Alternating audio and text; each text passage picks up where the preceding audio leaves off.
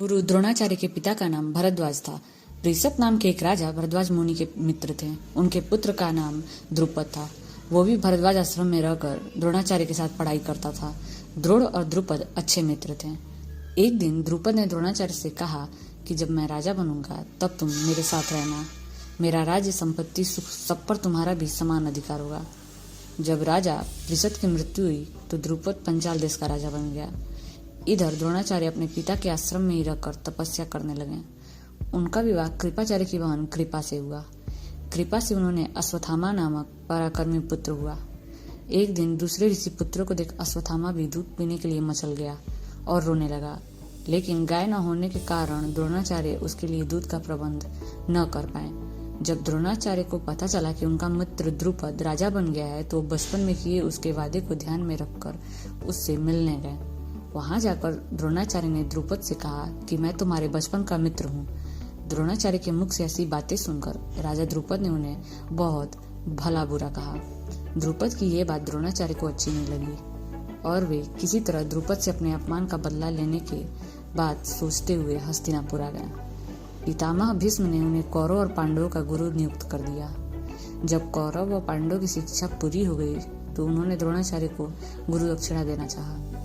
द्रोणाचार्य को पंचाल नरेश तथा अपने पूर्व के मित्र द्रुपद के द्वारा किए गए अपने अपमान का स्मरण हो आया और उन्होंने राजकुमारों से कहा कि राजकुमारों, यदि तुम गुरु दक्षिणा देना चाहते हो तो पंचाल नरेश द्रुपद को बंदी बनाकर मेरे समक्ष प्रस्तुत करो। यही तुम लोगों की गुरु दक्षिणा होगी। गुरुदेव की इस प्रकार कहने पर समस्त राजकुमार अपने अपने अस्त्र शस्त्र लेकर पंचाल देश की ओर चल दिए। पंचाल पहुंचने पर अर्जुन ने द्रोणाचार्य से कहा कि गुरुदेव, आप पहले कौरवों को राजा द्रुपद से युद्ध करने की आज्ञा दीजिए।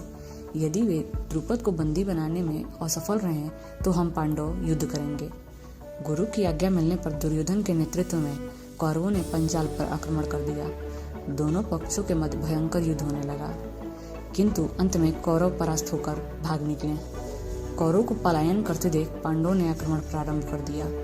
भीम तथा अर्जुन के पराक्रम के समक्ष पंचाल नरेश की सेना हार गई। अर्जुन ने आगे बढ़कर द्रुपद को बंदी बना लिया और गुरु द्रोणाचार्य के समक्ष ले आए।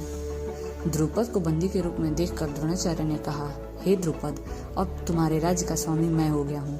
मैं तो तुम्हें अपने मित्र समझकर तुम्हारे पास आया था, किंतु तुमने मुझे अपना मित्र स्वीकार नहीं किया था।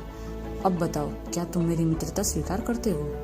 द्रुपद ने लज्जा से सिर झुका लिया और अपनी भूल के लिए क्षमा याचना करते हुए बोले, हे द्रोण, आपको आपका मित्र न मिलने पर मेरी भूल थी और उससे के लिए अब मेरे हृदय में पश्चाताप है।